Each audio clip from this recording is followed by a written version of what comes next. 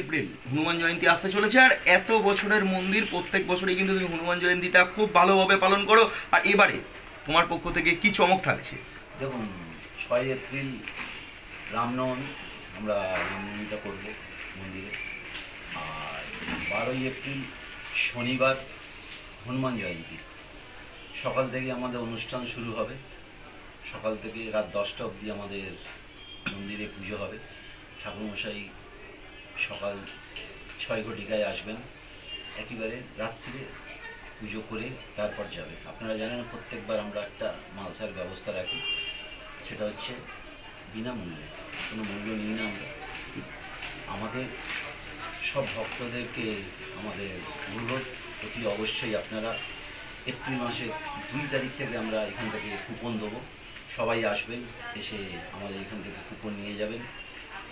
Coupon নিয়ে গিয়ে আমরা যে মালসাটা প্রত্যেকবার দিই, আমরা প্রত্যেকবার যেভাবে আপনাদের সযত্নে মালসাটা হাতে তুলে দিই, এবারও আমরা 12 এপ্রিল শনিবার হাতে তুলে দেবো।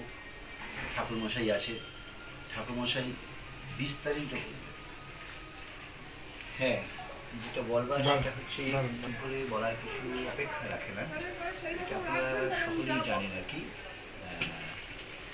ভক্ত পরিবার যারা ভক্ত সমাজ, যে 6 এপ্রিল রবিবার দিন রামনবমী এবং 12 এপ্রিল শনিবার হনুমান জয়ন্তী। এই দুটো দিন আমাদের পুজো পাঠের অনুষ্ঠান ইত্যাদি আমাদের আয়োজন হবে। ভোরবেলা থেকে আমাদের পুজো শুরু হবে, সারাদিন, সারা দুপুর, বিকেল, সন্ধ্যা আমরা সেদিনকে এক একটা পর্যায়ক্রমে আরতিরও অনুষ্ঠান করব। আরতি হবে, পুজো পাঠ হবে। আপনারা যারা এই 2 দিন অর্থাৎ 6 এপ্রিল এবং 12 এপ্রিল তথা রামনবমী এবং হনুমান জয়ন্তী, আপনারা যারা ওই দিন আসতে আগ্রহী ইচ্ছুক, আপনাদের সকলের কাছে আমাদের বিনম্র অনুরোধ, আপনারা আমাদের মন্দিরে আসুন। যদি কেউ পুজো দিতে ইচ্ছুক থাকেন, আপনারা পুজো নিয়ে আসুন।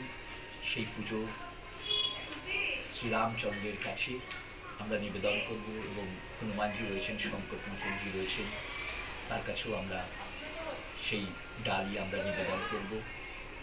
অতএব আপনাদের প্রত্যেকের কাছে এই দুটো যে মহান পবিত্র দিন আমাদের কাছে, এই দুটো মহান পবিত্র দিন আমরা যারা পশ্চিমবঙ্গবাসী তথা ভারতবাসী, শুধু তাই নয়, গোটা বিশ্বের সমাজে এই যে দুজন রয়েছেন সমাদৃত, তাদের উদ্দেশ্যে নিবেদনের জন্য আপনাদের কাছে অনুরোধ, আপনারা সবাই এই 2 দিন আসবেন।